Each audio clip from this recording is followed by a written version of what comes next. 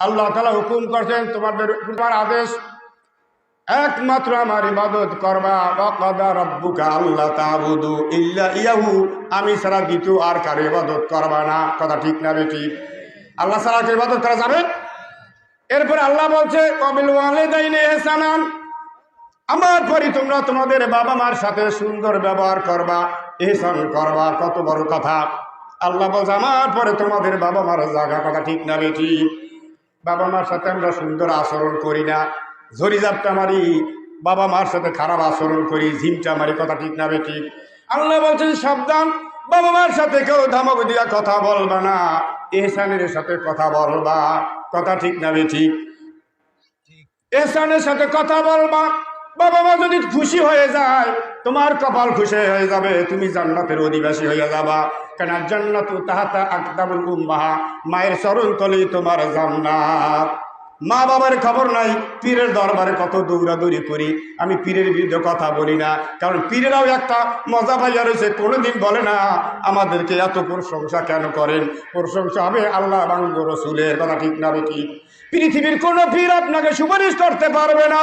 তাম পৃথিবী পীর যদি এক পালায় ওজন করেন আর বাবা মার যদি একটা দোয়া কামে লাগে, আপনার কপাল খুলে যাবে, আপনি জান্নাতি হয়ে যাবে। আর বাবা মার কাছে অবনত, মাথা অবনত, নম্র ভাষায় তাদের কাছে ভালো ব্যবহারটা ডানা বিছাইয়া দাও। আর বলো কুর রব্বির হামহুমা কামা রব্বায়ানি সগীরা। আল্লাহ যেভাবে মা বাবা আমাদেরকে ছোটবেলায় লালন পালন করেছে, কত কষ্ট করেছে গো আল্লাহ। না খাইয়া খাওয়াইছে, নিজের চিরা কাপড় পয়রা সন্তানের ভালো জামা কিনে দিয়েছে। কথা ঠিক না বেঠিক? কত বাবা মা কত কষ্ট করেছে, সন্তান মানুষ হয়েছে, বড় চাকরি করে, বাড়ি গাড়ি করে, বাবা মাকে ভুলে গিয়েছে। ওরে কপাল ভরা, বাবা মার ইবাদত কর, বাবা মার সেবা কর। আল্লাহ বলছে আমার পরে তোমাদের বাবা মার আমি স্থান দিলাম। বাবা মার এত একমত, আল্লাহ রসুল সাল্লাল্লাহু আলাইহি সাল্লাম বাইতুল নববীর ভিতরে সাহাবায়ে কেরামদের নিয়ে পরামর্শ করতেছেন। দুধ মা হালিমা, বুড়া মানুষ দূর থেকে আসতেছে। কেডা? দুধ মা হালিমা, যা দুধ খেয়ে আল্লাহ রসুল বড় হয়েছেন, নিজের মাকে ভালো মতো দেখেন নাই, বাবাকেও দেখেন নাই, এতিম সন্তান। দুধ মা হালিমা যখন কাছে আসছে, আল্লাহ রসুল সাথে সাথে দাঁড়াইয়া গেছে। সাহাবায়ে কেরাম, ইয়া রাসূলুল্লাহ, আকাশের নিচে জমিনের উপরে এত বড় মানুষ পৃথিবীতে আর কেউ নেই। সে আখিরি জামানার নবী পর্যন্ত দাঁড়াইয়া গেলেন, একজন বুড়া মানুষ দেখে বুঝলাম না কারণটা কি। ও আমার সাহাবীরা, এ হলো আমার দুধ মা হালিমা, যার দুধ খেয়ে আমি বড় হয়েছি। এর ঋণ তো আমি জীবনেও পরিশোধ করতে পারবো না। কথা ঠিক আছে? মায়ের কপাল খুলে যাবে যদি মায়ের সাথে ভালো ব্যবহার করেন। মা ফেল থেকে যাবেন, 10 টাকার বাদাম নিয়ে যাবেন, খুশি হয়ে যাবে। মা আপনার এত খুশি হয়ে যাবে, দোয়া করা লাগে না। মায়ের সেবা করলে আমি আল্লাহ সাথে সাথে খুশি হয়ে যাই। বান্দার সেবা যেভাবে করলে আমি খুশি হয়ে যাই। এত সংক্ষিপ্ত আলোচনা করো বড় কঠিন, আমার অনেক আলোচনা ছিল, আসলে করতে পারবো না। সুতরাং আমি বলতে চাই, বাঈজিদ বোস্তামির জীবনে আপনারা জানেন। কথা ঠিক না বেঠিক? একটা রাত্র 1 গ্লাস পানি নিয়ে মায়ের সেবার জন্য দাঁড়িয়েছিলেন। বাঈজিদের মা বোস্তামির মা খুশি হয়ে দোয়া করলো, আল্লাহ আমি আমার সন্তান বাঈজিদের উপরে খুশি হয়ে গেছি, তুমি তার উপরে রাজি খুশি হয়ে যাও।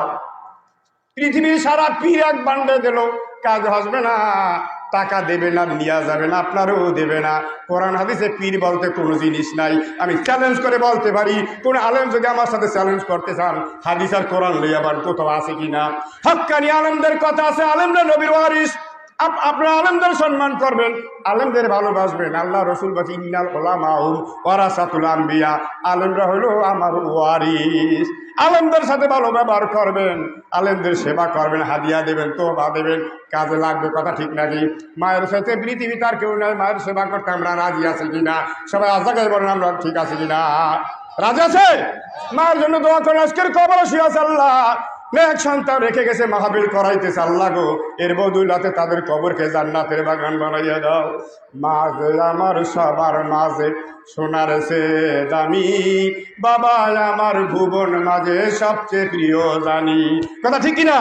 মাঝে আমার সবার মাঝে সোনার সেও দামি, বাবা আমার ভুবন মাঝে সবচেয়ে প্রিয় জানি। ছোট্টবেলায় মাঝে আমায় কত কষ্ট করে, কত নাজাতের ভিতর আমার আদর করে। এই